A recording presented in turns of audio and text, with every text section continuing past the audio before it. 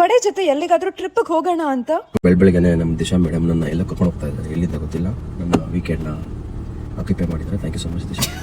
Welcome ವಡೆ. ಎಲ್ಲ ಹೋಗೋಣ ಬಾ ಅಂತಂದು ನೋಡಿದ್ರೆ ಪಾಂಡಿಚೇರಿ.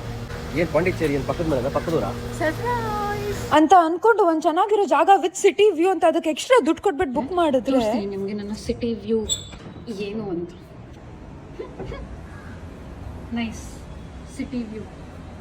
ಹಸಿವಾಗ್ತಾ ಇತ್ತು ಅಂತ ಒಂದು ಕ್ಯೂಟ್ ಕೆಫೆಗೆ ಹೋದಿದ್ದೆ. Presentation was really nice. ಆದ್ರೆ ತುಂಬಾ ಸರ್ಪ್ರೈಸಿಂಗ್ ಪಾರ್ಟ್ ಏನಂದ್ರೆ ಅವ್ರು ನಮಗೆ ತಿನ್ನೋದಕ್ಕೆ ಬೆಳ್ಳಿ ಸ್ಪೂನ್ ಕೊಟ್ರು. Okay, I am just varying nice outfit.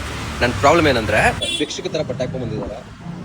ಜಿಮ್ದು shorts ಹಾಕೊಂಡು ಯಾವುದೋ ಸ್ಪೋರ್ಟ್ಸ್ ಜರ್ಸಿ ಹಾಕೊಂಡು. ಇಂದು ರೇಕ್ಸೋ ಕೋಟ ಮುಗ್ದಾದ್ಮೇಲೆ ಪಶ್ಚಿಮ ಕಡೆ ನಾವು ಶಾಪಿಂಗ್ ಮಾಡಕ್ ಹೋದ್ವಿ. ವಿಷಯ ಏನಂದ್ರೆ ನಾವು ಯಾವ ಊರಿಗೆ ಹೋದ್ರು ವಡೆ ಬಟ್ಟೆ ತಗೊಂಡ್ ಬರಲ್ಲ. ಆ ಊರಿಗೆ ಹೋಗ್ಬಿಟ್ಟು ಅಲ್ಲೇ ಶಾಪಿಂಗ್ ಮಾಡ್ಬೇಕು ಅಂತ ಏನೋ ಒಂದು ಆಸೆ. ನನಗೇನು ಭಯನಾ? ಹೂ ಇಸ್ ದಿಸ್ ಚೊತ್ತೆ girl with this handsome boy ಅಂತ. ಓಕೆ, ಒಂದು ರೇಕ್ಸೋ ಕೋಟ ಇನ್ನ ಮುಗ್ದಿಲ್ಲ. ಅದಾದ್ಮೇಲೆ ನಾವು ರೆಡಿ ಆಗ್ಬಿಟ್ಟು ಯಾವ್ದಾದ್ರು ಬೀಚ್ ಕಡೆ ಹೋಗೋಣ ಅಂತ ಅನ್ಕೊಂಡ್ವಿ. ಗೂಗಲ್ ಮಾಡಿ ನೋಡಿದ್ರೆ ಬೀಚ್ ಓಪನ್ ಅಂತ ಇದೆ. ಅಲ್ಲಿ ಹೋಗಿ ನೋಡಿದ್ರೆ ಫುಲ್ ಬ್ಯಾರಿಕೇಡ್ಸ್ ಎಲ್ಲ ಹಾಕ್ಬಿಟ್ಟಿದ್ದಾರೆ, ಕತ್ಲು.